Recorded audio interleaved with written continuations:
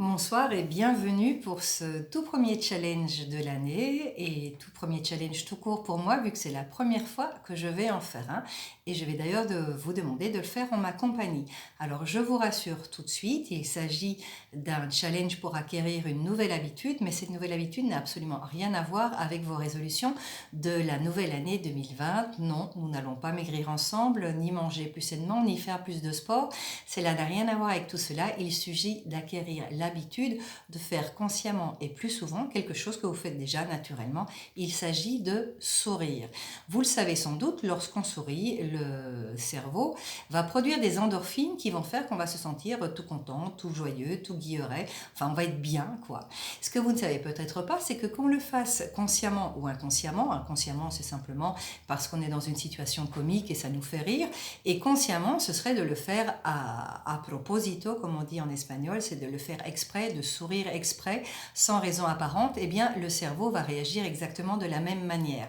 Donc si vous vous mettez à sourire comme ça, sans raison, eh bien votre cerveau, au bout de quelques secondes, va interpréter cela comme une raison d'être bien et donc provoquer les endorphines qui vont faire que vous allez vous sentir heureux, bien dans votre peau et voir la vie en rose. Alors ce que je vous suggère, c'est d'essayer de trouver chaque jour un moment où systématiquement vous allez sourire consciemment. Donc vous allez sourire en faisant exprès de sourire, sans qu'il y ait une raison apparente pour sourire. Je l'ai testé pour vous. Vous le savez sans doute, j'habite aux Pays-Bas depuis le mois d'août et j'ai tendance à aller chaque fois que je suis sur mon vélo, c'est-à-dire pratiquement tous les jours vu que c'est en vélo que l'on se déplace dans ce pays. Eh bien, j'ai décidé qu'à partir, et j'ai déjà testé depuis quelques jours, chaque fois que je monte sur mon deux roues, eh bien, je souris. Je me force à sourire, je fais un joli sourire, j'ai mes zygomatiques qui fonctionnent et c'est magique. Eh bien, soudainement, je me sens beaucoup mieux. Je vois des choses que je ne voyais pas avant, finalement, que le ciel est bleu, qu'il fait froid, mais au moins il ne plaît pas. Je vois qu'il y a des bourgeons sur les arbres. En fait, je commence à voir la vie en rose alors que je n'ai rien fait d'autre que d'avoir souri, de m'être forcé à sourire. Et la magie ne s'arrête pas là, parce que lorsque l'on sourit, eh bien on reçoit des sourires en échange. J'avais effectivement très peur, et je vous l'avoue, de me faire passer pour une simplette et que les gens se disent mais enfin mais qu'est-ce qu'elle a à sourire bêtement celle-là? Eh bien c'est pas du tout ça qui se passe, au contraire. Ils le pensent peut-être, mais enfin toujours est-il que lorsque je croise des gens en souriant, je reçois un sourire en échange. Donc eux aussi à leur tour vont commencer à développer des endorphines. Donc c'est un joli cercle du sourire qui se forme et on est tous beaucoup plus heureux.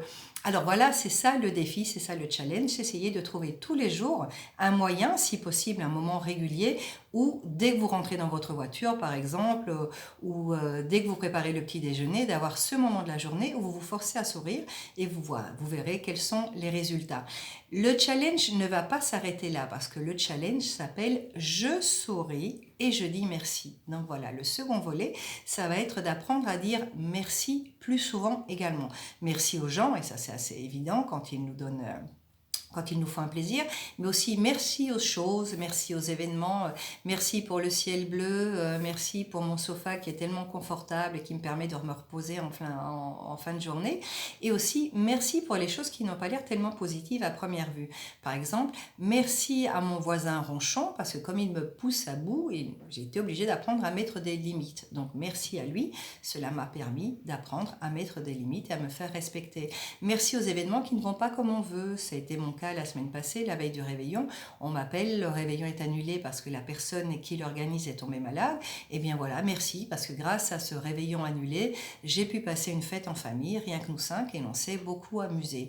Merci au temps pourri, parce que cela me permet de rester au chaud dans mon sofa avec un excellent bouquin. Donc d'essayer de trouver tous les jours, dans tous les événements, même négatifs entre guillemets, des raisons d'être plein de gratitude. Vous avez compris? Donc je souris exprès, sans qu'il y ait une raison apparente pour que je le fasse, et je dis merci plus souvent. Voilà, nous sommes le lundi 6 février, le challenge commence.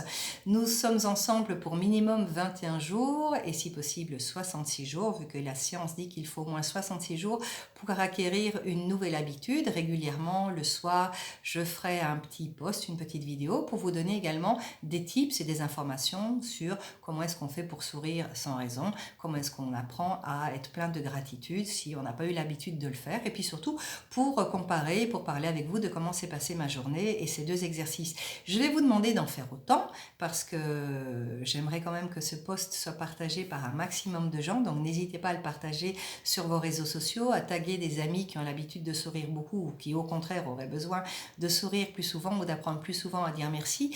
N'hésitez pas à m'envoyer vos commentaires et à me dire vous comment ça va dans cette expérience de sourire plus souvent et de dire merci plus souvent. Nous sommes donc le 6 janvier, c'est le jour des rois, c'est le jour des cadeaux et je vous assure que sourire c'est un cadeau que l'on se fait et c'est un cadeau que l'on fait également aux autres. Et qu'est-ce qu'on fait quand on reçoit un cadeau? Eh bien on dit merci et c'est donc avec mon plus beau sourire que je vous dis merci à l'avance pour vos supports, vos commentaires, vos partages et compagnie. À demain.